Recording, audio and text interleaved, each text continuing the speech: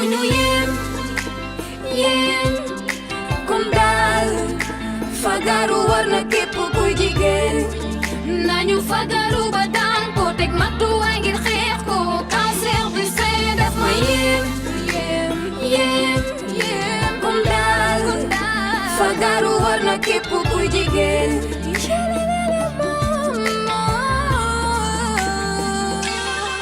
Palumalo Nyin sa sabi mo solo bana Alinga wili kakili Funyi sa si bo mo solo la Kiloli babana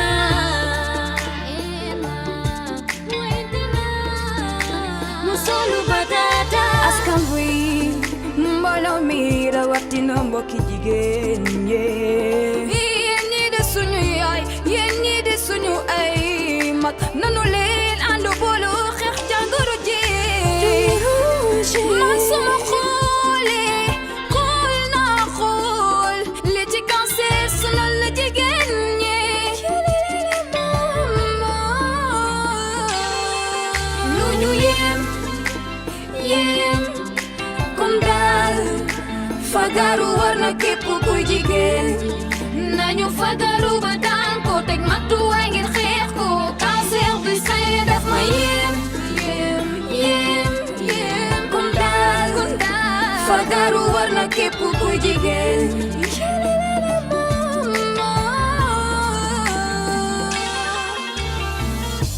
cancer du sein moo di feebar bu ñu yee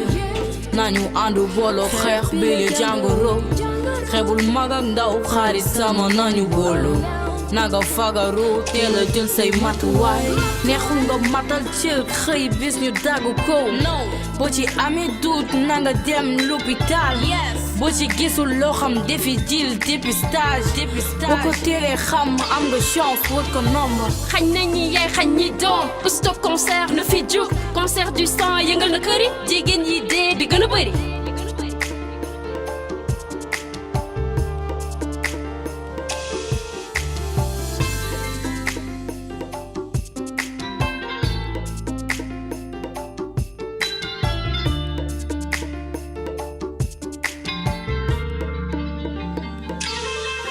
lu ñu yem kon daal fagaru war na képp kuy jigéen nañu fagaru ba daan ko teg matuwaay ngir xeex ko cancer du sein daf ma yem kon daal fagaru war na képp kuy jigéen 114 115 116 117 118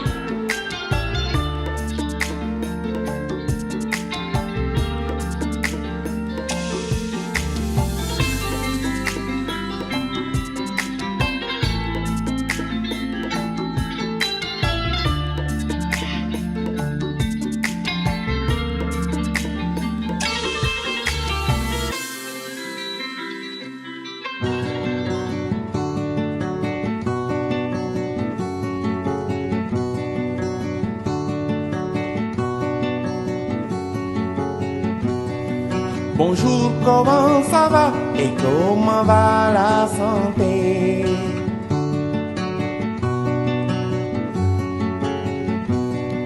Bonjour, comment ça va et comment va la santé?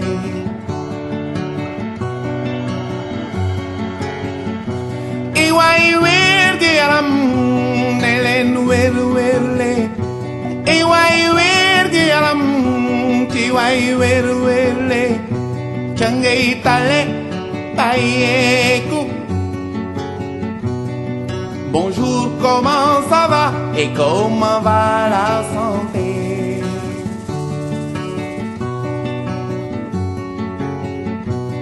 Suma tante ji nekk kaw ga tante ji nekk kaw ga tétanos daanel ko taagaañu woon nak ileer jël suuf taf ca góom ga. Mieux vaut prévenir, essaie de guérir. Bonjour, comment ça va et comment va la santé?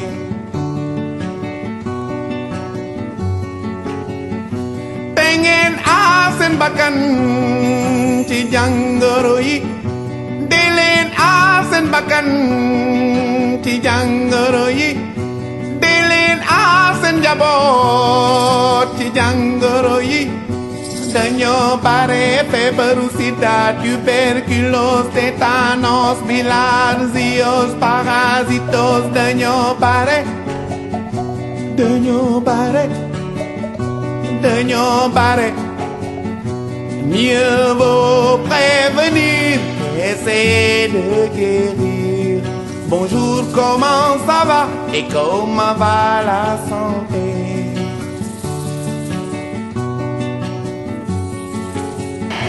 maa ngi leen di nuyu yéen ñëpp di leen masawu coono te xam ni toogaay bi xaw naa diis tuuti, naaj bi tàng na donc génn heure bi sa kër rek yombul waaye tamit toogaayu bâche moom daf xaw metti di leen ciy masawu waaye li ñu bëgg jar na ko. man nag maa ngi tudd Soxna Maimouna Dieye, man maay chargé de communication Ligue sénégalaise contre le cancer muy LISCA. ma bëggoon waxtaan ak yéen tuuti rek ci li waral toowaay bi fii mais li waral aussi jigéen ñi gën fee bari, daanaka jigéen ñi sax rek nekk fi. waxtaan tuuti tamit ci mbiri cancer parce que teewaay bi lenn la mooy dañoo nekk ci octobre rose. octobre rose di weer boo xam ne dañ ko jagleel cancer ween, di weer boo xam ne dañ ko jagleel képp kuy souffrir ci cancer ween. muy weer boo xam ne dañ ciy profiter di waxtaan, di organiser ay dépistage, di dem ci émission télé yi di waxtaan ak ñëpp pour askan wi ragal bi ñu ragal cancer mu dañ. ndax cancer du feebar bu ñuy ragal, cancer du feebar bu ñuy nëbb, cancer du feebar bu ñuy làq, dañ koy weer. feebar la boo xam ne tant que weeruñu ko am na fu muy làqu ci réew mi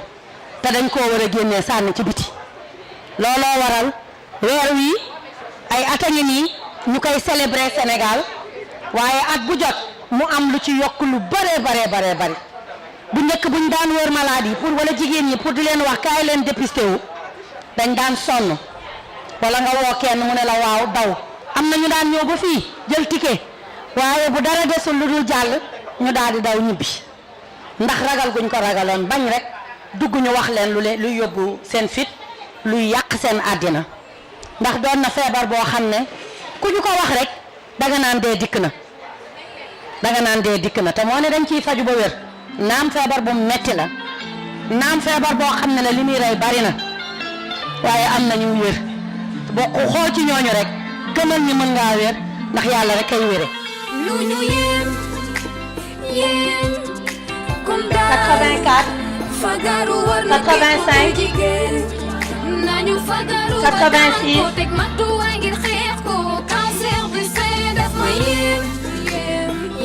léegi monde bi yëpp ñooy célébrer octobre rose. octobre rose boobu li tax ñu taamu ko ci muy rose bi dafa di rek muy couleur bu ñu xalaat ni mën nañ koo jagleel jigéen. rose dafay couleur bu lewet, dafay couleur bu rafet, dafay couleur bu leer, ñu jagleel ko jigéen, jël weer wi tuddee ko octobre rose. donc du 1er octobre au 31 fépp ci Sénégal comme ci àdduna bi dañu koy célébrer. ñun nag LISCA ñu ngi ciy bëgg a miin sunu kanam ndax at bu jot weeru octobre samedi bi njëkk consultation bi dafay am. ñu ciy xaar jigéen ñëpp fu ne la jigéen ñi di jóge ñëw pour ñu leen di seet. muy loo xam ne nag am na solo parce que nekk na loo xam ne mu ngi wane ni jigéen ñi léegi jóg nañu pour defante cancer te loolu dafa am solo. cancer xeex ak moom jàkkaarloog moom daan ko rek moo la ciy génnee. Omar am na wala amul. loolu am na. waaw maa ngi sa wet rek pour jàppale la comme d'habitude. soo sonnee rek woo ma. moom mooy Omar Diop di trésorier wu LISCA, trésorier général. waaye communication beeg fundraising beeg émission yeeg yëpp da ciy jàpp taxaw sunu wet di ñu ci jàppale. donc pour wax leen rek ni LISCA ay bénévole ñoo fi nekk li ñuy def yëpp yéene dimbali sunu nawle moo tax ñu di ko def jaamu ci yàlla waaye kenn fayuñu ci dara. moom mii Dakar Dem Dikk la nekkoon ba jël fa retraite am man mii sama liggéeyu bopp laa yor ñëpp ñi ngeen fii seen jigéen ñi bokk ci bureau bi ak ci conseil d'administration bi ñoom it ay bénévole lañu dañuy jël seen temps semaine bu jot ñëw toog jàpp ci liggéey bi. liggéey bi nag nekk liggéey boo xam ne yombul ndax liggéey boo xam ne da ngay uti xaalis boo liggéeyee dafa xaw a metti moo tax dinañu waxtaan ci kanam ci ñi composé liggéey bi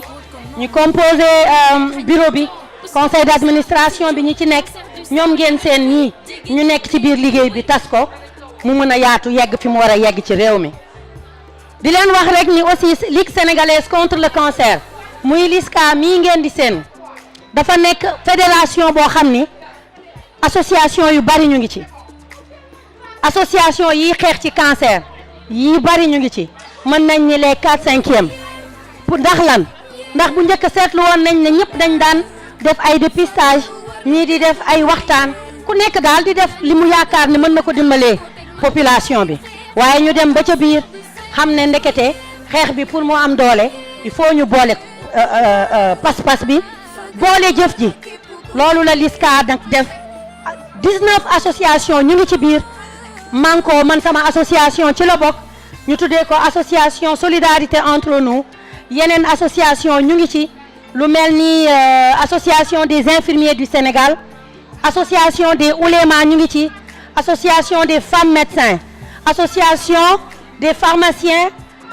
actionnaires de Diopharm sinon ma ne action les pharmaciens du Sénégal parce que léegi ñoom dem nañu ba aaki moo mbir mi lu ne ñun ñu ci jàppale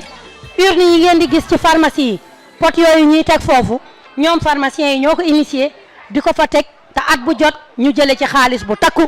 di leen wax ni xaalis boobu ren rek permettre nañu ñu defar lépp li nga xam ni mooy hospitalisation institut Curie hôpital Dantec. pour wax leen rek ni bu weesoo association yi ma doon lim te yeggalaguma am na ay personnes yoo xam ni day volontaire lañu ñoom ñoo ñëwal seen bopp ñii ñu ngi liggéey ci santé bi ñii ñu ngi liggéey ci leneen waaye dañu boole seen doole. présidente LISCA bi ngeen di dégg docteur Fatma Guenoune moom tam cancérologue la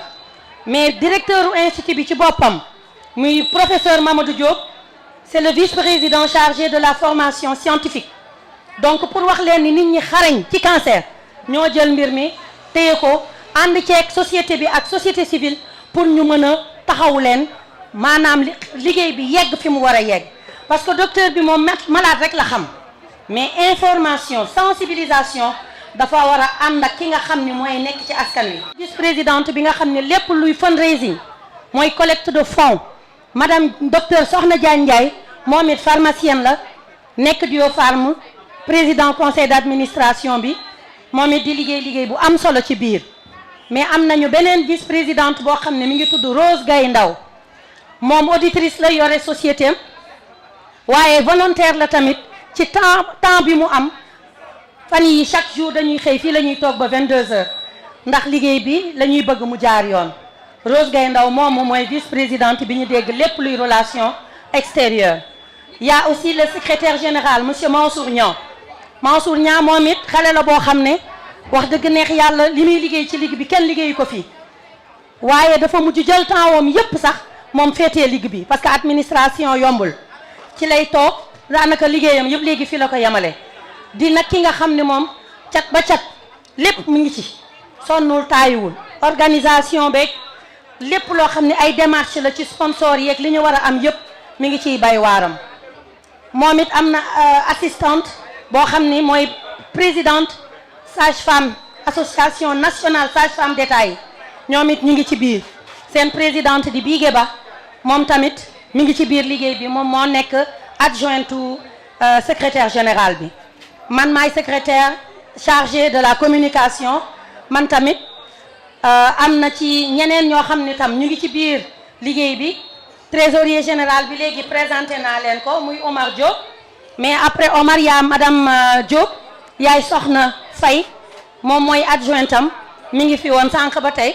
ñoom tam ku feex rek dina ñëw fekk suñu ci waxtaan bi donc pour wax leen ni rek LISCA mi ngi ci liggéey boo xam ne mënuñu leen wax sax ni mu toll jàpp leen ni fu ngeen ko dégg nag mu yegg si fi tey jii suñu ay partenaires ñooñu ko may suñu ay partenaires lépp loo xam ne rek ñu ngi koy am ci moyen ci facilité ñooñu ci taxaw muy ci yenn entreprise yi ci réew mi lu mel ni Expresso tey lii fi am yëpp ñoom la loo leen fi jëli ñoom la ba ci li ñu leen di jox sax comme collation ñoom la tey bàyyiwuñu ci dara te ñu ngi fi ñun ak tey ñu ngi fi ak ñun tamit ba suba ndax suba dañoo am randonnée boo xam ni mooy marche bi nga xamante ne at bu jot aussi LISCA da ciy taxaw pour ñu mobiliser jigéen ñi mobiliser leen ci ñu xam ne mbooloo mooy doole mbooloo rekk tax ñu mën a xeex cancer leneen du ko fi jëlee manko boole doole yi ñu nekk benn loolu moo tax cancer mën a jóge Sénégal kon nag sama mbokk yi maa ngi leen di wax action bu ngeen dégg LISCA ci télé bi wala ci rajo bi wala ci mbedd mi na ngeen jóg jaamu ci yàlla ku ko yëg fi nga toog nii na nga woo ki nga bàyyi ci kër ga wala nga woo koo xalaat ni soxla na ko mu jël oto ñëw fekk si la fii parce que lii ñu am nii mooy li nga xam ne moo mën a tax cancer dellu ginnaaw mooy dépistage précoce avec le dépistage précoce lu mu tuuti danañu ko mën a teel a ràññee ndax bu ñu la xoolee tey sa ween gis ci dara lu xaw a suspect automatiquement dañ lay may bon gratuit mammographie nga dem ñu xool parce que appareil mammographie cancer bi lu mu tuuti dana ko gis lu mu tuuti te day feebar boo xam ne dafa sew dafa sournois mën naa làq lu yàgg buy génn yenn saay mën na fekk mu xaw a yéex a jóg faj daa di jafe looloo tax fu ngeen dégg dépistage jóg leen bu leen ci tay fu ngeen dégg dépistage woo leen ñi ngeen xam surtout ñi nga xam ne dañu bokk ci ay mbootaay ñun jigéen ñi ñu ngi ci mbootaay yu bari donc day am solo ngeen woo seen mbokk jigéen ñi loolu am na solo torop balaa ñuy dugg nag ci cancer bi wax leen ni association yi ma doon wax sànq am na ci association boo xam ne ay malade yu wér ci cancer ñoo ko sos mu tudd AC2S muy association boo xam ne ñoom tamit ñu ngi ciy liggéey bu am solo soxna Jaara Kebe jiite ko di leen wax ni rek am nañu association boo xam ne aussi mi ngi tudd Korosol association boobu tamit mi ngi ci ñun di liggéey bu am solo di leen wax rek ni am nañu ay bonne volonté yoo xam ne tam ñu ngi ñuy gunge ñu mel ni sunu ay mbokk yoo xam ne dañ leen di wax 200 millions challenge tey jii foog naa matu moo leen fi taxawal matu Marthe Diogo ñoom tam lu ñuy organiser dañuy ñëw jàpp ci pour que liggéey bi gën a taxaw matu au nom de 200 millions challenge ñu ngi leen di gërëm bu baax a baax xam naa bu si kanamee nga ñëw jël yow tamit sa wàll ci waxtaan wi bu ngeen amee lu ngeen ciy dolli wala ngeen am xalaat bu ngeen war a indi ndax ñun waxtaan wi dañ leen di jox li ñu am waaye ñu nit dañoo bëgg jël ci yéen am na loo xam ne yéen ñu koy dolli pour jataay beneen bu ñuy dem ñu yóbbu ko fa parce que am na koo xam ne am na expérience boppam ci mbokkam wala moom boppam wala ku lu mu xam wala question yu mu bëgg a poser parce que am na ñoo xam ne yenn saa yi dañuy bëgg a poser question bu leen rus jataay bi seen jataay la yéen a ko moom d'accord ngeen ci loolu dégguma leen de est-ce que d'accord ngeen ci li ma proposé d'accord ngeen ok donc léegi xam naa ni bu ñuy tàmbali itam day baax ngeen ñu am solo day am solo ñu waxtaan ci lan mooy cancer Omar yaakaaroon ne question boobu war nañ ci jublu. question bu am solo la. waaw ndax nit bu fekkee da nga koy bëgg a wax ci benn feebar da nga koy wax feebar boobu mooy nan lay duggee ci nag nan lay tàmbalee ci nit kon loolu dana am importance trop dem ci. d'accord ngeen ñu dem ci lan mooy cancer est-ce que am na ku ma mën a wax fii lan mooy cancer ci mbooloo mi am na ku ci mën a xam am na ku ci xam dara na yëkkati loxoom kon yéen nag kon ay gan yoo xam ne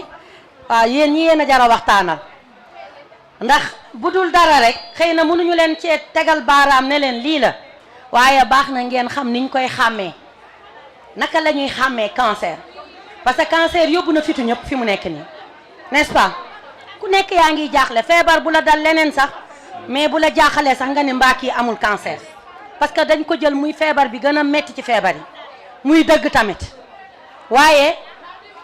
buñ ko xamee ba ñeme ko rek mën nañ cee mucc il faut ñu ñeme ko bu la leeree ni jàkkaarloo nga ak gaynde gi boo ko bàyyee mu rey la da ngay wëlbati ko xeex ak moom mais boo ko ñemewul doo mën a xeex ak moom di leen wax ni suñ ko mënee xayma doomu aadama maanaam jëmmu nit ki ci ni ko yàlla sàkkee dafa am ay cellule mooy tax ba nit ki jëmmam nekk cellule yooyu bu ñu ko jindee ci nit dara newatu fa dootul nit cellule yooyu ñooy dund ba nit ki mën a dox mën a wax mën a lekk mën a def lépp li ko war cellule yooyu nag dañoo tas ci jëmm ji ñii féete fii ñi féete fii mais cellule bu nekk dafa am rôle bu muy jouer mais cellule yooyu itam ay milliards cellule la nit mënu koo gis ci bët foog ñu jël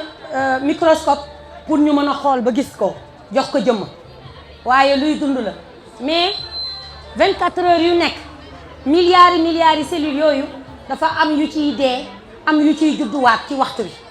donc dañuy dee di dundaat di dee am yeneen yuy dund moo tax nit di dund bu cellule yooyu nekkatul nit ki daanaka mën nañ jàpp ne dundatul maanaam ku génn àdduna cellule yooyu dañuy dee dafay fekk mënatuñu def seen rôle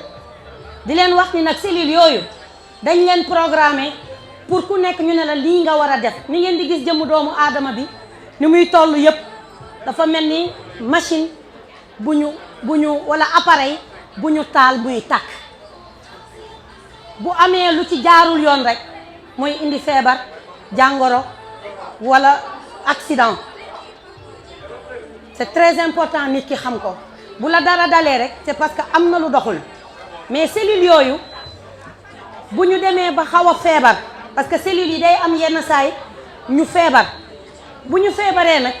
dafa am lu leen di programmer ci biir yaram bi pour ñu dem deeyu ji bu ñu gisee ni cellule feebar na mooy nga jékki-jékki mu nekk benn mbir mu ndaw fenn mën na nekk ci kaw mën na nekk ci biir mais bu ñu demee ba gis ni cellule bi feebar na dafa am programmation pour mu dem deewi ji programmation boobu ñu ngi ko tuddee apoptose boobu nag mooy yow bokkatoo suñ la fi bàyyee da ngay def musiba mu d'accord daal di dem dee mais dañuy am jamono boo xam ni buñ ci tolloo am na cellule yu feebar yoo xam ne dañ leen di programmer pour ñu dem dee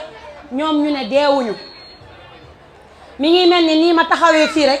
ñu ne ku bëgg dugg ci tànt bi fii ngay jaare xam nga kon kenn du dajeeg sa morom ku bëgg génn fee ngay jaare am ku jógee fee moom ni nii lay jaar pour génn xam nga dina daje kii jógee nii mbëkkante boobu mën na indi accident bu dee oto mi ngi mel ni tam buñ ko mënee xayma comme ay brique yoo xam ni moom ngay teg pour tabax sa kër mais brique yooyu ngay tegle pour tabax kër gi bu ci amee ñaar wala ñett yoo xam ne ndekete ciment bi doyul wala nañ ko defaree dafa fënax bu brique yooyu tojee rek mën naa daaneel leneen li nekkoon ci kawam loolu nag buñ ko fa bàyyee ñu programmer cellule bi pour mu dee cellule bi bañ na du dee ba jékki-jékki wàllaat beneen moromam parce que mi ngi mel ni hors la loi ci dëkk bi rek agresseurs yi yow non boo bëggee am xaalis demal nga liggéey ji mu ne non man je préfère bàyyi nit ñi liggéey ba pare ma toog fii xaar leen agressé leen nangu seen xaalis kooku musiba la ci société cellule bu feebar bi nag noonu lay mel ci biir yaramu nit ki su ko defee bu feebaree ñu bàyyi ko fa mu daal di wàll beneen daal di wàll beneen daal di wàll beneen ba ñu xëy jékki-jékki nekk benn bul parce que balaa ñuy xam ni wàll na yu bari rek xëy na am lu feeñ donc symptômes yi commencé feeñ mais mën na nekk ay ati at moo tax ñu ne pour que cellules yu wér nañuy lekk lu baax nañuy defee nii nañuy doxee nii am benn hygiène de vie dinañ ci ñëw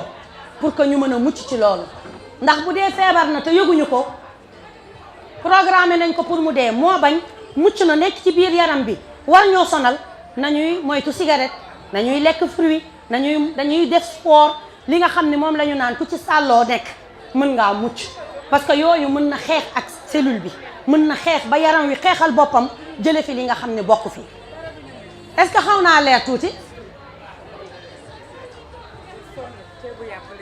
est-ce que xam ngeen li may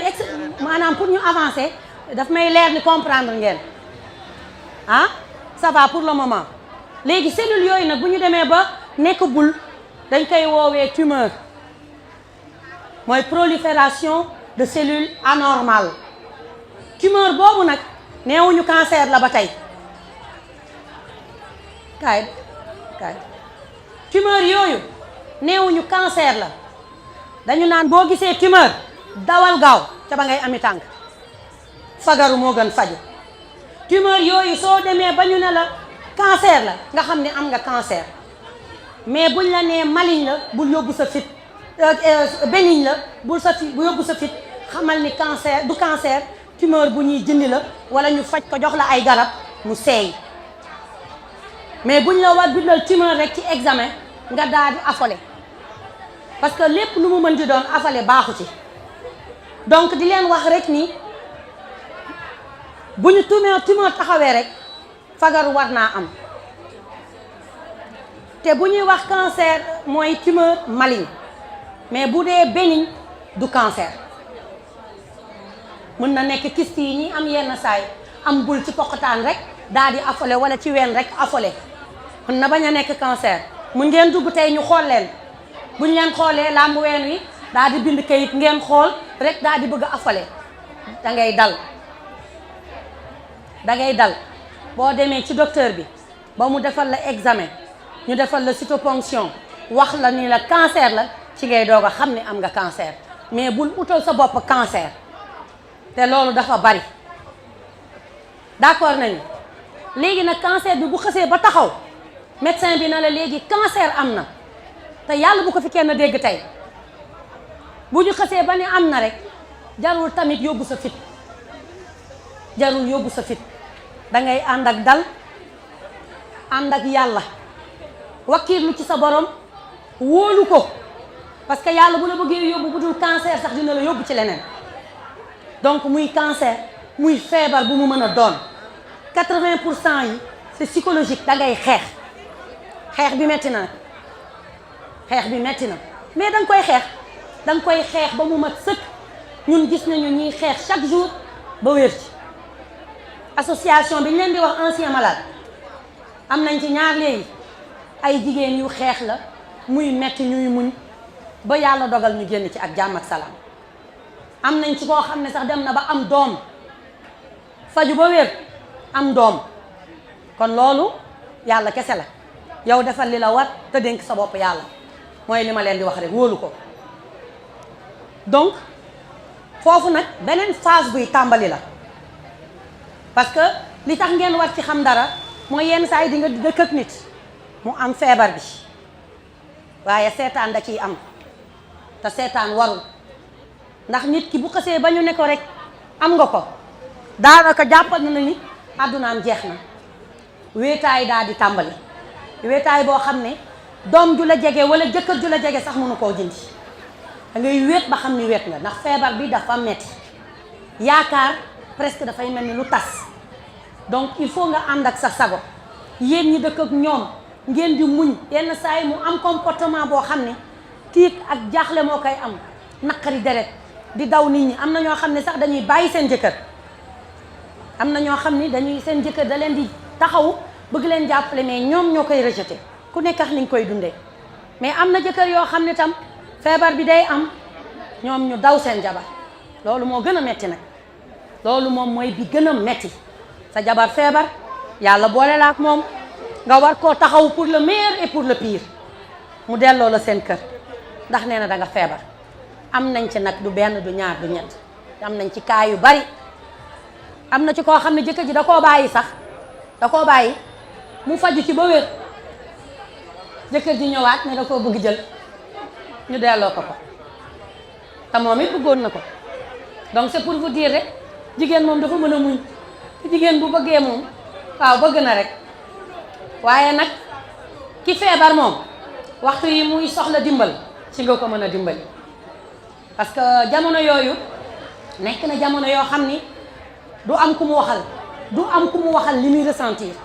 mën na la ni dama feebar rek wala mu tëdd ak yu demee noonu mais du mën a wax li muy metti li koy metti lan la ak li naqari xorom lan la ñun tamit ci loolu sax am nañ fi weer bu jot semaine bu njëkk bi muy àllarba ak bu mujj bi dañuy def ay séance de prise en charge psychologique maanaam dajale malade yi ñoom ñuy waxtaan ci seen biir pour génnee li nekk seen xol ak di waxtaan ak docteurs yi nga xam ne ñoom loolu psychosocial mooy seen liggéey ay psychologue la ñuy nekk di leen waxloo da ngay gis yenn saa séance yoo xam ne dañuy jooy ba ndax bëgg rek génnee li nekk ci ñoom ba finalement sax kenn du wax ñëppay ànd di jooy mais après bu ñu paree dañuy waxtaan di ree di wax leneen ak leneen dinañ leen ci jàngal lekk nu ñu koy defee dinañ leen ci jàngal nu ñu war a mel nu ñu war a doxale ba nga xamante ne day dem ba feebar bi sax day daal di banaal ci ñoom te loolu mooy tax nga am chance wér ci feebar bi donc xanaa damay jox Omar mu nuyu leen tuuti rek sànni ci kàddu balaa ñuy dugg ci facteurs yi nga xam ne jàpp nañ ne ay facteurs favorisants la mais facteurs yi nga xam ne daal jàpp nañ ne mën naa yombal cancer ci nit ak facteurs yi nga ak symptômes yi nga xam ne moom lañ koy ràññee dinañ leen defal aussi autopalpation bi pour wax leen jigéen bi naka lay xoolee boppam weer wu jot surtout ci ween bi parce que tey ween bi moo ñu tax a jóg d'accord ngeen ci noonu kon Omar ma jox la nga wax ak sa jigéen ñi. di wax asalaamaaleykum yéen jigéen ñi fi teew ak góor ñi fi nekk tamit di leen jaajëfal ci seen teel a ñëw ndax man mën naa wax ni 6 heures du matin laa fi egsi te fekk naa fi une 50aine de femmes ça veut dire que mbir mi soxal na leen et c'est important pour nous. bu njëkk wax naa ko barki démb ci benn télé buñ ma invité woon ñuy waxtaan ci octobre rose muy DTV seen émission boobu ñuy wax ndénkaane ma ni ba ñuy tàmbali waxtaan bi dafa metti woon lool ba ñuy tàmbali liggéey bi metti woon na lool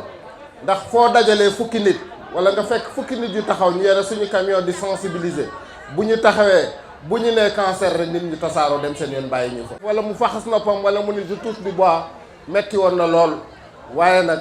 taay wuñ ci sonn ñu ci dañoo insister rek ba nit ñi commencé di ñu déglu mais ku déglu rek di nga dégg boo déggee di nga xam kon donc loolu ça veut dire que c'est important tey ñu woo leen ngeen ñëw lii en masse ça veut dire que li ñuy woote nit ñi léegi dégg nañ ko keroog ci télé boobu dañ ni ma da ngeen war a yokk seen communication ma ne ko suñu communiqué wu loon kon ba léegi nit ñaa ngi ragal cancer mais communication bi moom moo tax nit ñi ñeme léegi feebar bi ndax li may wax mooy toujours benn mbër boo jàkkaarloog moom war a bëreeg moom boo ko ragalee da lay daan mais boo ko ñemee yow mën nga koo daan kon donc ñeme yëf yi gëstu ko xam mooy lan am na solo lool te loolu ngeen loolu non seulement ñun kon loolu moom moo tax bu ñuy def consultation yii duñu yem ci consultation rek dañ ciy boole waxtaan ndax waxtaan ci la xel yi mën a gindeekoo ci la ñu mën a xame lan mooy muy feebar bi defe naa sama nattangoo di soxna Maymuna nga xam ne mi ngi def liggéey bu rafet ci communication bi ndax bañ ko joxee cellule communication wu LISCA ba léegi gis nañ ci ay jéego yu bari yum ci def te pourtant de loolu de du métier mais dafa ñëw jàpp ci gëm ko yëf yi di avancé ba alhamdulilahi rabbil alamin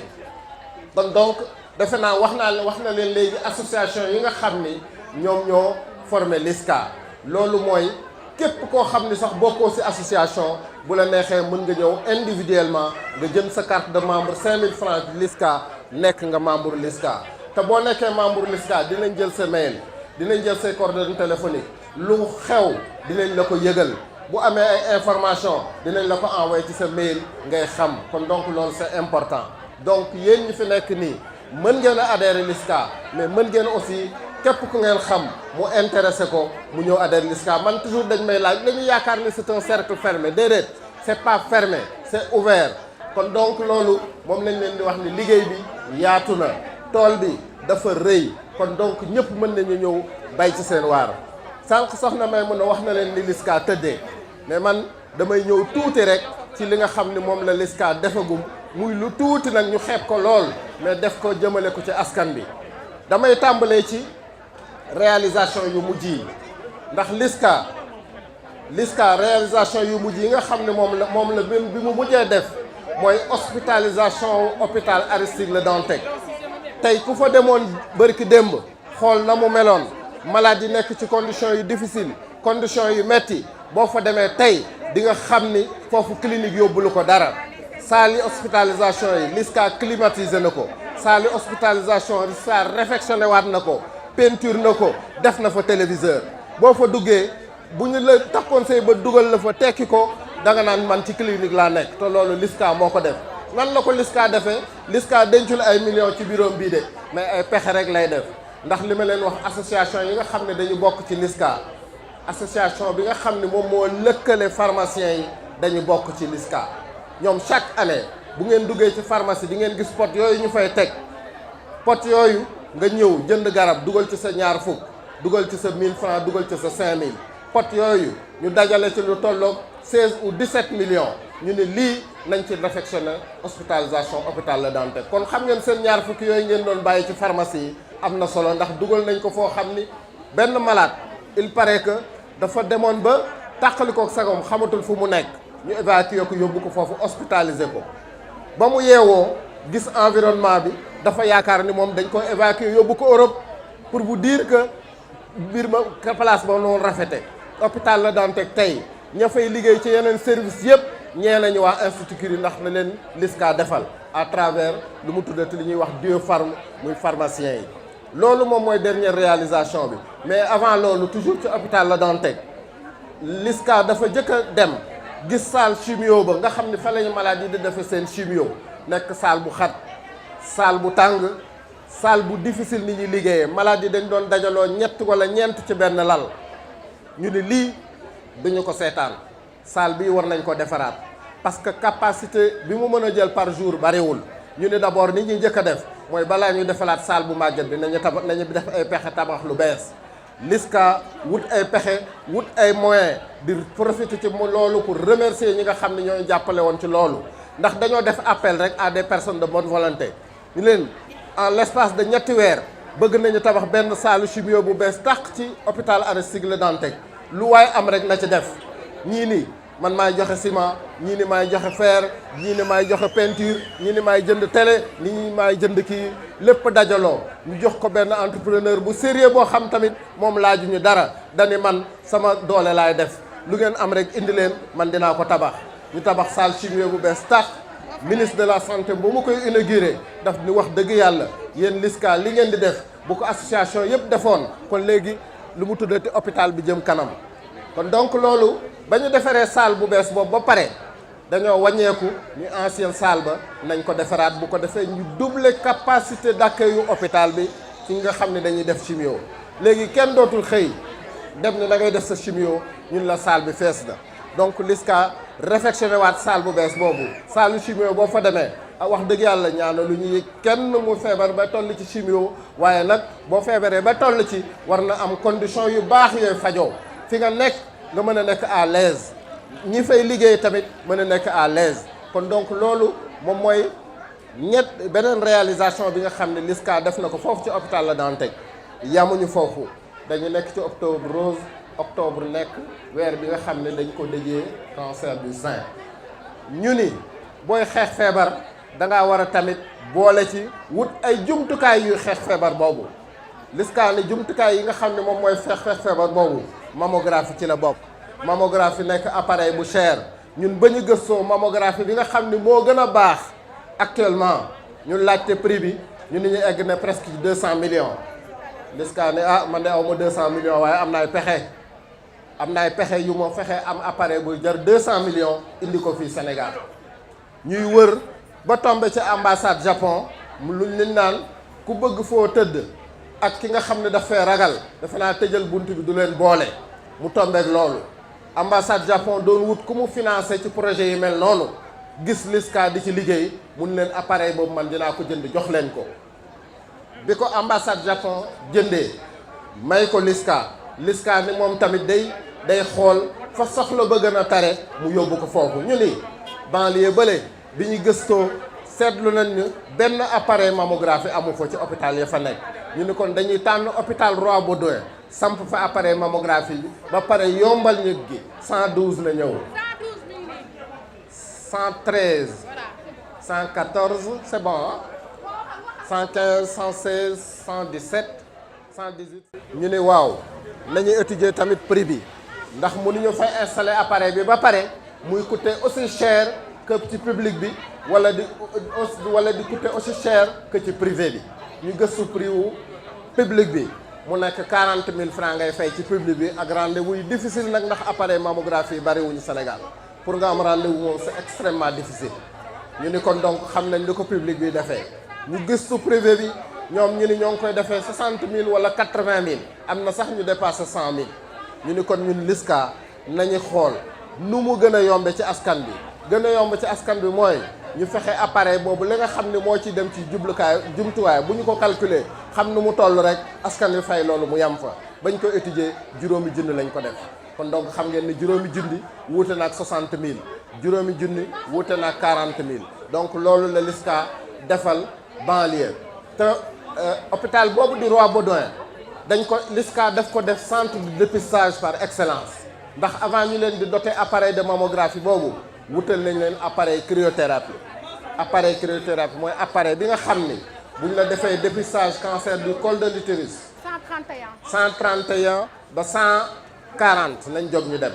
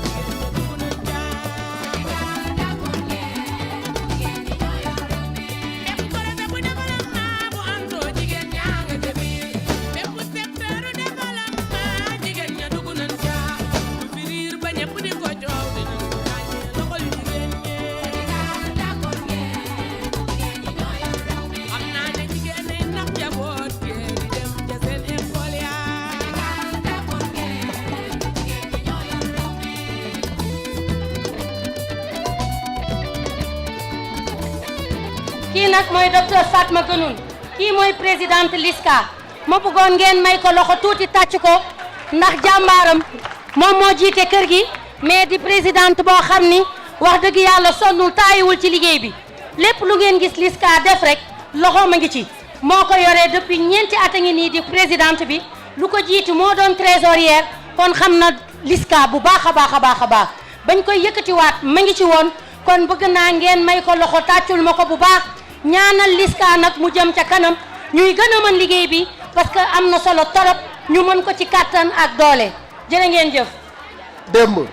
2 heures du matin la jóge fii nekk ak ñun ni duma leen bàyyi yéen kese li ngeen def dinaa ko xool ak yéen malgré que dafa bàyyi këram dafa bàyyi njabootam toog ak ñun fii ba 2 heures du matin mu soog a dem xëy si waat suba teel nekk ci liggéey bi kon donc jaajëfal leen docteur Fatma dafa gëm li muy def yéen a ngi koy seetaan ci télé bi yéen a ngi koy gis bu nekk. balaa ñuy jox docteur Fatma di leen wax ni le maire Barthélémy Dias yabal na fi tam kenn ci ay collaboratrices am ñu jox ko kàddu gi mu nuyu leen rapidement may leen ko loxo te dama bëgg ngeen tàccu maire yi seen Mermoz Sacré-Cœur parce que at bu jot ñu yaatalal ñu ko yombalal ñu ko ba ñu organiser ko ci ni mu waree donc am na solo ñu jàppale leen ñoom tamit ci liggéey bi ndax lii ñuy def ñoom lañ koy defal kon nag soxna si kàddu gàngoog. man maa ngi ñëw représenté fii maire Barthélémy Diaz mu ñëw apporté woon fii soutien ak taxawaayam si sama présence muy remercier beaucoup monsieur docteur Fatima si initiative bi moom ak collaboratrice am yi di leen gërëm di leen sant di ñaan que action yu mel nii yàlla nañ koy pérenniser muy am octobre rose sax tuuti na bu ñu sañoon au moins mu am sur toute l'année wala au moins mu am 5 fois dans l'année parce que cancer dafa nekk maladie bu nga xamante ne li muy rey dafa bari dañuy wax ay palu di wax yeneen maladie mais cancer mu ngi def lu métti métti ci biir kër yi notamment ci biir femmes yi ndax à part cancer du sein y a cancer de l'utérus y a d'autres formes de cancer te xam nañ ne jigéen bu feebaree ci kër dara du dox jigéen bu feebaree ci société dara du dox wax jigéen mooy lépp jigéen su wéree société bi wér jigéen bu doxee société bi doxal vraiment ñu ngi koy remercier bu baax a baax ci initiative bi di ñaan initiative bi ñu pérenne ko te vraiment aussi maire bi am na yéene vraiment collaborer aussi ak LISCA à travers sa directrice pour vraiment mën a apporter soutien bu baax a baax au niveau des femmes de la population de Sacré-Cœur Mermoz te incha allah dinañ si dox finaliser que ba nga xamante ne képp ku fi amati cancer vraiment faju bi dinañ la ko jëlal ba mu yomb lool vraiment maa ngi leen di remercier yéen ñëpp di leen gërëm di leen sant merci beaucoup. Merci Madame la représentante du maire de Sacré-Cœur qui représente ici Monsieur Barthélémy Diaz. C'est eux qui nous permettent d'occuper cet espace chaque année. Depuis 2012 que nous avons commencé la consultation au niveau du siège ñoom ñoo ñu koy abal vraiment ñu ngi leen di remercier te maa ngi profiter ci occasion bi di leen di wax nag espace bi nañ ñu ko jagleel LISCA te buñ ko jox keneen parce que sinon tali bi la ñuy occuper loolu moom benn doléance bi laa bëgg nga waxal ma ko monsieur le maire que cet espace vraiment nañ ko jagleel LISCA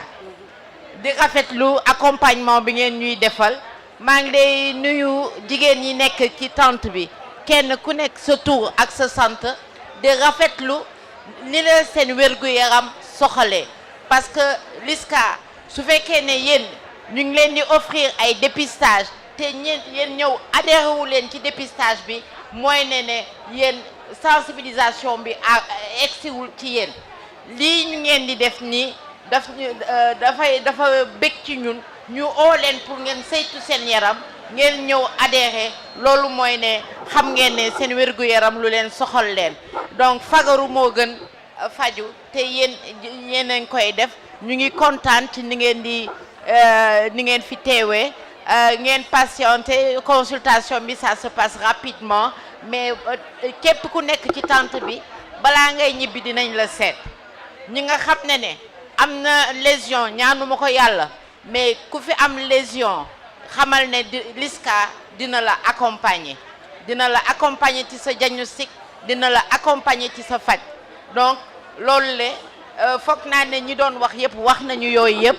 mais ñu ngi rafetlu ni ngeen kiiwee tàng na nag mais au moins wér-gu-yaram jar na ko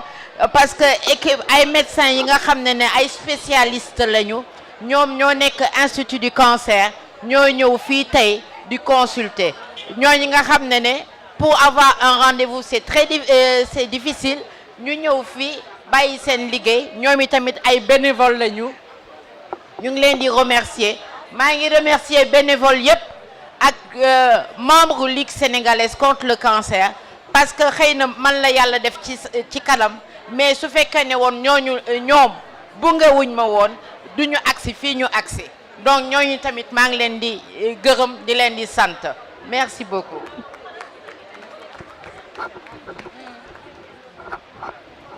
auzu billahi mina sheytaani rajim bisimillahi rahmaani rahim bi ñu sante yàlla julli ci Seydina Mohamed ñu ngi leen di nuyu man nag maa ngi tudd Adja Aïssatou Gueye di délégué de quartier abattoir Médina sama ñëw fii nag dama ñëwoon pour def dépistage man nag chaque jour damay am ay cas mais li ma ci daan def daaw ma ci def li ma ci waroon def daal parce que da nga daan ñëw wax ma sa cas ci cancer bi ma yëkkati li ma am jox la ko mais damay wax ni à partir de maintenant damay bokk ci combat bi pour jàppale sama population ndax barki démb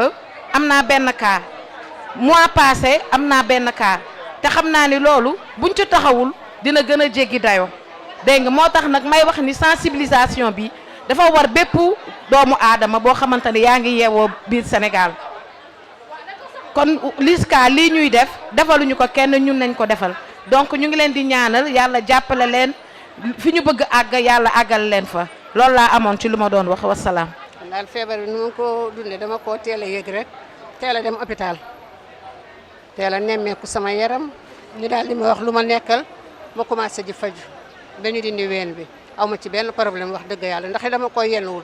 ndax feebar moom bu ñëwee tam ci yow da ngay dalal sa xel nga xam ne nit yeewu na dee fekk feebaru foog nga delluwaat ci yàlla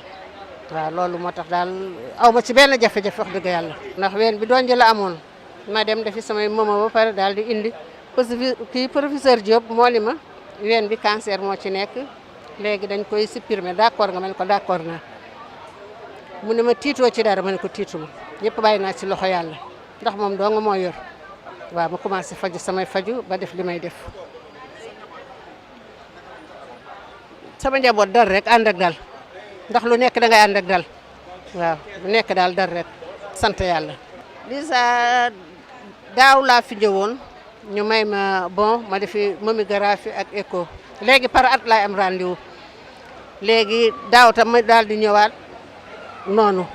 ren tam ma daal di ñëw fekk leen fii par at daal laay am rendez-vous léegi. am na njëriñ te wax dëgg yàlla ndax dañ lay may sax ay prothèses yu ween ak yëpp lañ la koy may ji dalal waat sa xel ndax dalal xel bi rek mooy lépp nit mën ngaa yor ay millions bu sa xel dalul du kii kenn waaye dañuy dalal sa xel ji la jàppale mel ni da nga leen a mës a xam wala da nga leen a jur te juróo leen si hôpital bi rek nga leen xamee waaye dañuy dem ba nga xam ne léegi dañoo bokk suñu famille dañuy woowante ay téléphone ji dalal sa xel ji la nax ji la def lu nekk daal te ñun ñoo leen waroon a neexal waaye ñun ñoom ñooy neexalaate léegi. Bonjour madame. Bonjour. Vous êtes venue pour cette journée de consultation. Vous êtes là depuis quelle heure? Environ 10-11 heures. Depuis 11 heures? Je pense, hein. Oui. Je dirais que donc tu es la dernière sur la liste? Non, pas forcément. De toute façon, j'ai une amie qui vient d'arriver, donc c'est pas évident.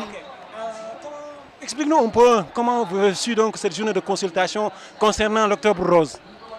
Franchement, de bouche à oreille. Voilà, j'ai des amis qui devaient venir le faire et elles m'ont expliqué un peu comment ça se passe et tout. Du coup, je suis venue jeter un œil et me voilà assise. C'est la première fois que vous allez pour vous faire consulter concernant le cancer du col de l'utérus ou bien le cancer du sein? C'est la première fois, clairement. J'en entendais déjà parler et après on dit souvent mieux vaut prévenir que guérir. Du coup, je suis venue juste par curiosité et voir un peu comment ça se passe et être sûre au moins que tout va bien. On parle donc de l'Octobre Rose. Octobre Rose, donc on peut dire un mois dédié aux cancéreux, surtout les cancéreux donc du sein. Comment voyez-vous donc cette initiative de la LISCA? C'est une très bonne initiative parce que jusqu'à aujourd'hui, il y a beaucoup de gens qui souffrent du cancer de sein, même déjà sans le savoir. Au moins déjà, c'est une bonne chose d'apprendre que voilà, on est des potentielles atteintes de ce cancer. Et leur initiative, je la trouve vraiment, vraiment bonne en fait, dans le sens où aussi, au moins, ça, je ne sais pas, en fait, ça peut d'une certaine manière permettre de réduire un peu le nombre de cancéreux, quelque chose du genre. Quel message lancez-vous aux autres femmes qui ne sont pas encore consultées? De venir le faire en fait, comme je disais tout à l'heure, mieux vaut prévenir que guérir. Le plus important, c'est de ne pas être surprise par la chose, de venir vraiment s'assurer que tout va bien et qu'il n'y a pas de problème. On a toutes les nationalités. J'ai en face de moi une nationalité togolaise. C'est comment votre nom? Jenny. Jenny comment? Jenny d'Almeida. Vous êtes au Sénégal depuis combien de temps? 9 ans. Vous êtes au Sénégal depuis 9 ans. C'est la première fois que vous êtes venu quelque part pour vous faire consulter ou bien à la LISCA? Oui, c'est la première fois. Comment vous avez su donc cette journée de consultation Octobre Rose? Je cherchais, j'ai demandé sur Facebook et on m'a dirigé sur la page. C'est tout. Tu as visité la page, tu as eu toutes les informations. Voilà, c'est ça. Et donc, je suis venue pour me faire dépister. Vous êtes là depuis combien? Depuis quelle heure? Vous êtes maintenant? On est venu à quelle heure? 9h30. Ouais, 9h30 comme ça, on est venu. Vous avez trouvé une rush? Oui, il y avait beaucoup de monde. Vous avez senti la nécessité de vous faire consulter étant donné que tout peut arriver? Oui, et c'est surtout parce que ma grande sœur a eu un cancer du sein. Donc c'est pour ça. C'était choquant. Donc on s'est dit il y a des risques, donc autant se faire dépister pour savoir, pour connaître notre état de santé. Mais dès que vous l'avez su, il y a eu le soutien de la famille aussi, des bonnes volontés entendues. Mais oui, bien sûr. Mais bon, c'était traumatisant, mais bon, maintenant ça va. Il y a du mieux. Oui. Elle a fait une chimio, ablation des seins, restructuration en Afrique du Sud. Donc ça va bien. Est-ce qu'il y a cette ligue comme la LISCA? Justement, actuellement, elle est à Cotonou. Donc actuellement, ils sont en train de faire une campagne. Aujourd'hui même, ils sont en train de faire une marche. Et il y aura aussi un centre de dépistage gratuit. Aujourd'hui, à cette heure même. Oui, Gabonais. C'est quoi votre nom? Hilda Alberta Badinga. Alors, j'ai vu toutes les nationalités. Comment vous avez su cette journée de consultation sur le cancer du sein? Voilà, déjà ça fait 2 mois que je suis à Dakar. Bon, c'est ma petite sœur, Amie, qui m'a parlé de ce dépistage. Et nous sommes arrivés ce matin à 9h. Enfin, elle m'a parlé de ça hier et ce matin nous sommes arrivés à 9h. C'est du tic au tac, quoi. Du tic au tac, voilà, parce qu'il faut se faire dépister, il y a beaucoup de risques. J'en ai vu, j'en ai entendu, mais dans ma famille, il n'y a pas eu un cas comme ça déjà. Et gloire à Dieu.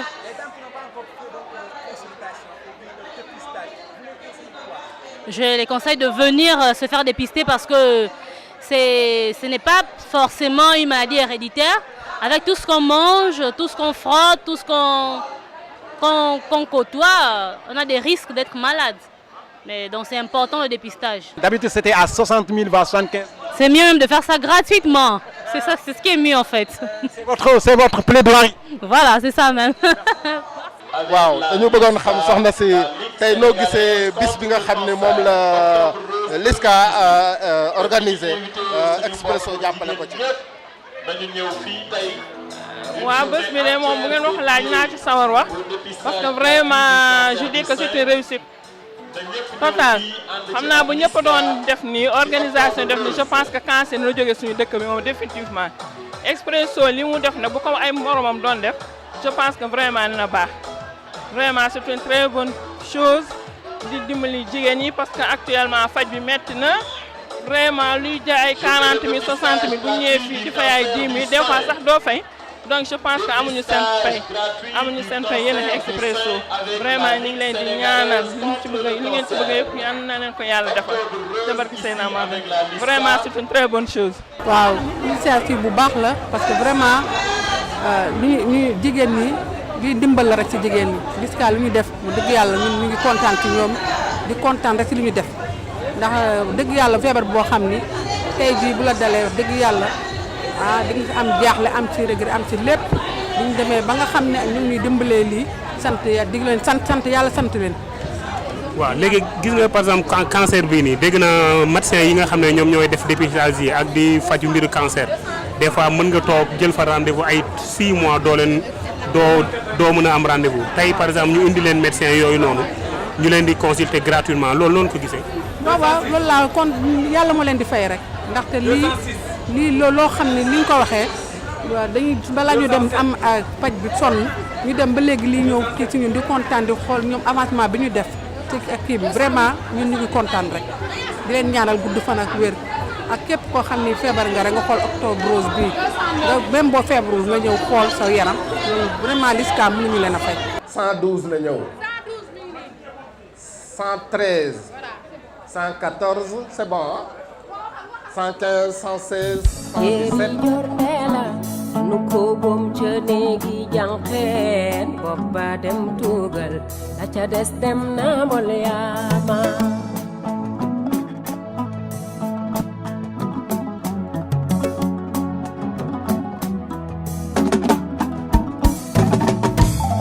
Jeri jorndela nu ko bom ca néegi jànqeen bopp ba dem tuugal la ca des dem na mol yaama. Jeri jorndela nu ko bom ca néegi jànqeen bopp ba dem tuugal la ca des dem na mol yaama.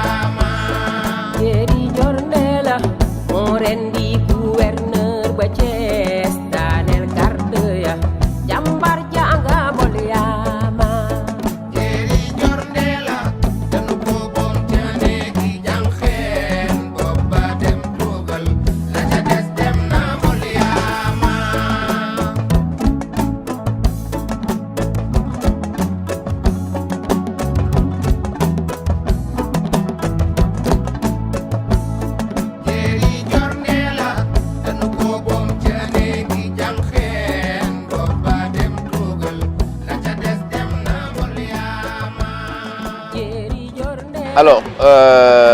professeur Mamadou Diop, chirurgien cancérologue, directeur de l'Institut du cancer. Alors, vous savez, depuis maintenant plusieurs années, la Ligue sénégalaise contre le cancer, la LISCA, organise durant le mois d'octobre, à l'instar des pays du monde entier, Octobre Rose. C'est un prétexte en fait pour informer et sensibiliser les femmes sur une des causes de mortalité de ces dernières années, qui est le cancer du sein, qui est très très difficile à prendre en charge. Il est important dans un pays à faibles ressources que les femmes soient informées, que les femmes soient sensibilisées. Et la LISCA, depuis plusieurs années, fait des efforts très très importants de subvention de la mammographie. La mammographie est le principal moyen de dépistage du cancer du sein. La mammographie permet de détecter le cancer du sein à un stade précoce, ce qui permet d'avoir un taux de guérison extrêmement important. Et ça, c'est fondamental dans nos pays, de sensibiliser ces femmes à se faire dépister à partir de 40 ans, tous les 3 ans, qu'elles prennent conscience. Et on s'est rendu compte, et à l'effet de groupe, chaque année, il y a beaucoup plus de femmes, des milliers de femmes qui viennent faire leur mammographie. Alors, à partir du moment où, dans nos pays, et à l'instar de l'ensemble de beaucoup de pays africains à faibles ressources en tout cas, plus de 75% des femmes, des malades en général, atteints de cancer arrivent à des stades avancés. Et tout le monde sait que quand le diagnostic est fait à un stade précoce, les chances de guérison sont beaucoup plus importantes. Donc il est fondamental que ce moyen de dépistage qui permet de détecter le cancer quand il a atteint seulement 1 cm de diamètre, soit vulgarisé sur l'ensemble du pays. Et c'est pourquoi aujourd'hui, et il y a d'autres événements également pendant le mois d'octobre, mais aujourd'hui, la LISCA organise une consultation gratuite avec des médecins qui sont en formation à l'Institut Joliot-Curie pour la plupart, qui vont examiner toutes les femmes qui viennent, quel que soit l'âge. Parce que même chez les jeunes, chez qui la mammographie n'est pas indiquée, on les sensibilise, on les informe sur l'auto-examen des seins. C'est pourquoi ce jour-là, nous sommes à peu près aujourd'hui à 400 femmes qui sont inscrites. Et on est en milieu de journée. Et nous pensons qu'il va y avoir encore beaucoup plus de femmes qui vont se faire examiner, qui vont également recevoir les bonnes informations. Oui, il y en a toujours. Je ne peux pas vous donner le nombre de cas, mais il y a toujours même des cas de cancer avérés qui viennent. Parce que vous savez qu'au Sénégal, chaque fois qu'on organise une consultation gratuite, ce n'est pas des personnes qui n'ont aucun symptôme qui viennent. De vrais malades viennent. Donc déjà, qui ont déjà des cas de cancer ou de tumeurs dans les seins qui viennent se faire consulter. Mais au-delà de ces diagnostics, ce qui est important à savoir, c'est que pendant le mois d'octobre, la mammographie est à 15 000 francs. Alors que pendant les autres mois, cette mammographie est à 60 000, 80 000, parfois au-delà. Donc c'est ça le plus important. Il est important également de noter l'effet de groupe. Parce que vous savez, une femme qui prenne son initiative à elle toute seule d'aller se faire dépister, c'est quelque chose de très rare dans nos pays. Mais pendant le mois d'octobre, elles en profitent puisqu'il y a l'effet de groupe, tout le monde y va, donc moi j'y vais. Donc ça c'est un phénomène extrêmement important, ce qui permet d'avoir vraiment ce grand nombre de femmes qui pendant le mois d'octobre en profitent pour se faire dépister. Quels sont les chiffres exactement? Alors, ce que je peux vous dire, parce que nous n'avons pas un registre qui calcule, qui comptabilise l'ensemble des cancers sur l'ensemble du territoire, comme beaucoup de pays à faibles ressources. Mais ce que nous pouvons dire, au niveau du registre de l'Institut du cancer au Sénégal, le premier cancer est le cancer du sein. Sur également les données préliminaires que nous avons eues quand nous avons commencé à mettre en place le registre du tumeur en 2010, le premier cancer au Sénégal, c'est le cancer du sein. Maintenant, si on veut des chiffres, ce sont des estimations, mais pas des chiffres réels. Nous sommes à peu près 1700 cas de nouveaux cancers, cas de cancer du sein chaque année, avec une mortalité qui est très élevée, qui est aux alentours de 75 à 80%. Et cette mortalité élevée est due à une consultation tardive. C'est la raison pour laquelle une association et d'autres associations, mais surtout la Ligue sénégalaise contre le cancer, s'est mobilisée pendant le mois d'octobre pour faire des consultations gratuites, mais également offrir aux femmes la possibilité de faire la mammographie, qui est le seul moyen de détection précoce des cancers du sein. C'est pourquoi nous subventionnons ces mammographies à 15 000 francs. Et pour d'autres personnes qui n'ont vraiment pas les moyens, nous donnons cette mammographie. Par exemple, nous allons aller dans les régions chaque année, au niveau de 2 localités. En général, dans ces localités-là, la mammographie elle est offerte gratuitement. Et nous y ajoutons le dépistage du cancer du col. Hein? Bien que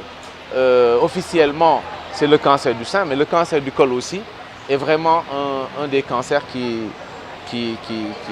est extrêmement fréquent dans notre pays. Wow, chaque année, depuis ça fait quand même ay années yu bari, hein, LISCA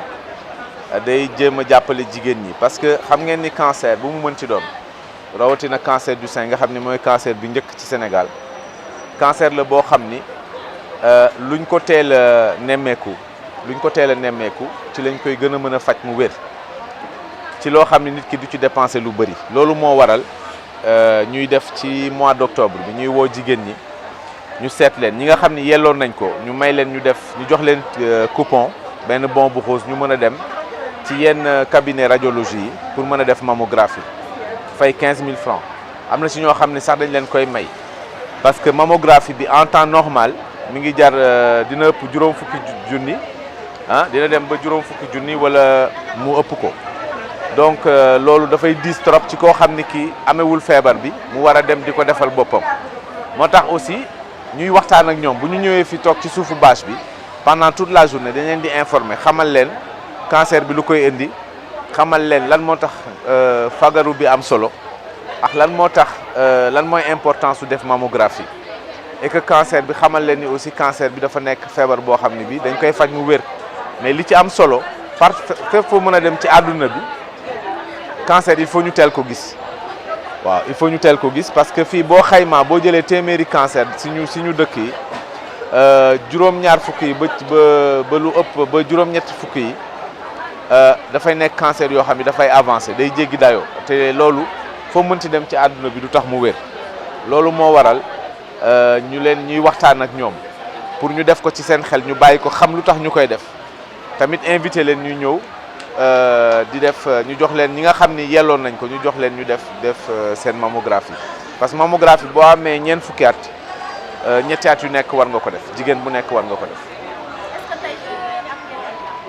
waaw cas yi moom toujours dina am cas yi en général du ñu bëri torop yi ci il faut nit ñi xam ni tamit ween li nga ci du luñ ci daj rek cancer la boo jëlee téeméeri problème yi am ci ween juróom-ñeent fukk yi du dara mais loolu c'est important fukk yi des ñu mun ko xam xayma ko évaluer ko te loolu mammographie moo ko mën a tax ñu mun ko gis moo tax foo dem ci àdduna bi li ñuy digal jigéen ñi mooy ko am ñeent fukki at nga commencé di def sa mammographie ñetti at yu nekk nga def ko tey dina am ay cas parce que consultation gratuite foo ko gisee rek du ñi nga xam ni ñoo amul benn feebar ñooy ñëw day am ay ñu am feebar bi moom ba mu leer ba nga xam ni feebar baa ngi ci ñoom ñu profiter ci consultation gratuite bi ñëw ñooñu tamit dina leen permettre ñu dugg ci circuit de soins bi fi nga xam ni ñu mun leen orienter hôpital pour faj leen. waaw dañu koy compter bi à partir de 45 ans mais après léegi ñu dégg ci biir waxtaan bi ñuy xale à partir de 9 ans mën nañu def dépistage bi. non 9 ans non loolu moom il faut ñu xam ni que cancer du sein cancer la boo xam ni li ñuy wax dafay mag lay dal maanaam loo nit ki di gën a màgget di gën a gudd fan cancer bi di gën a bëri ci loolu la ñu xayma loolu la ñu seet bu ñu jëlee benn âge bu nga xam ni âge boobu moo ëpp lu mu am cancer du sein mooy juróom fukki at waaye juróom fukki at du ko amul juróom fukki at rek lu mënu laa dal donc moo tax ñuy wàcc ba ci ñeent fukki at jëm kaw jëm ba juróom-ñaar fukki at ak ñeent ci diggante boobu les scientifiques yi depuis toujours foo dem ci àdduna bi ci la ñu wax la ñu ciblé mooy tranche d'âge bu ñu ciblé ñu ne jigéen bi bu amee ñeent fukki at ba muy am juróom-ñaar fukki at ak ñeent ñaari at wala ñetti at sax yu nekk na dem mu def mammographie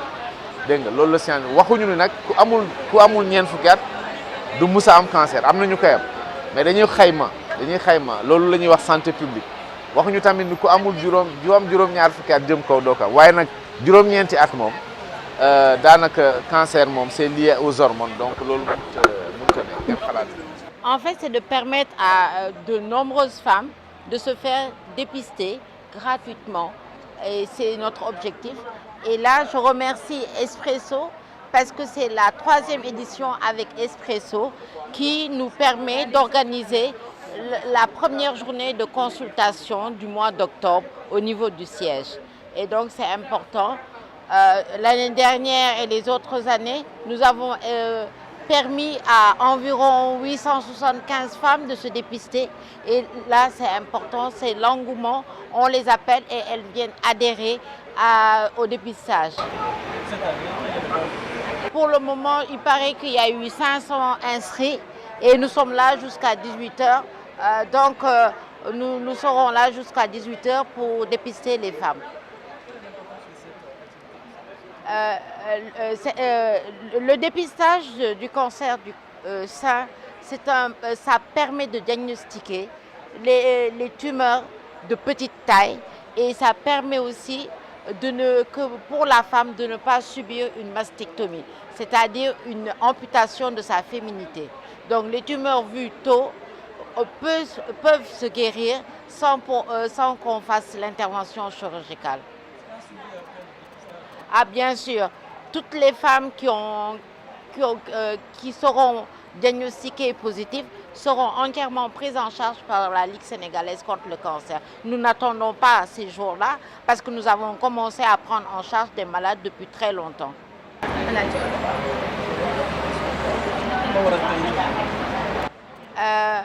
Tey bés bi li ko waral mooy ñu permettre jigéen ñi ñu ñëw saytu seen ween. Donc loolu dafa am solo pour jigéen ñi suñu leen seetee ñu xool ndax duñu am tumeur bi suñ ko gisee teel ko gis dafay tax ñu mun leen teel a faj te kenn du dagg seen ween. Loolu mooy importance su dépistage bi nga xam ne Ligue sénégalaise moom lay permettre jigéen ñi ñu def ko. Ñu ngi gërëm waa Espresso parce que bii mooy 3e édition bi nga xam ne ñoom ñoo ñuy bunge parce que ñooy financé suñu première consultation bi ñuy def ci siège bi. Loolu ñu ngi leen di gërëm di leen di sant parce que amoon yeneen at yi amoon nañu juróom ñetti téeméer ak fukk ak juróom donc jigéen ñi nga xam ne gis nañ leen ren ñu ngi ci juróomi téeméer ñoo fi nekk gum mais ñu ngi fi ba ngoon donc jigéen ñi toute la journée dinañu ñëw ñu seet leen ñi nga xam ne am nañu lu ñu gis ci seen ween LISCA moom dina leen bunge dina leen jàppale ci diagnostic bi jàppale leen ci faj bi. C'est Dieynaba Bathily, directrice de la communication et de la marque à Espresso Sénégal. Pourquoi Espresso a décidé de soutenir la LISCA? Écoutez, nous soutenons la LISCA aujourd'hui depuis 3 ans pour ce programme de Octobre Rose. Pour nous, c'est tout naturel que nous soutenions la LISCA dans cette initiative parce qu'il faut savoir que à Espresso,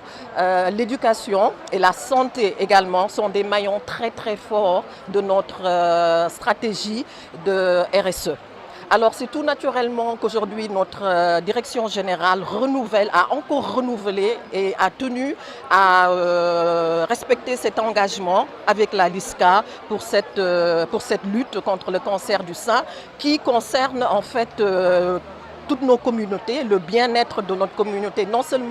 pas seulement notre communauté féminine, mais la communauté en général. Parce que le cancer, quand ça touche une personne, c'est toute une communauté également qui est touchée. Donc cette lutte doit être une lutte commune et une lutte globale. Et nous, à Espresso, nous sommes vraiment engagés dans cette lutte, non seulement de soutenir les femmes pour l'égalité des genres, c'est vrai, mais également pour les questions de santé et soutenir la population sénégalaise dans son ensemble dans cette lutte parce que quand on a la santé,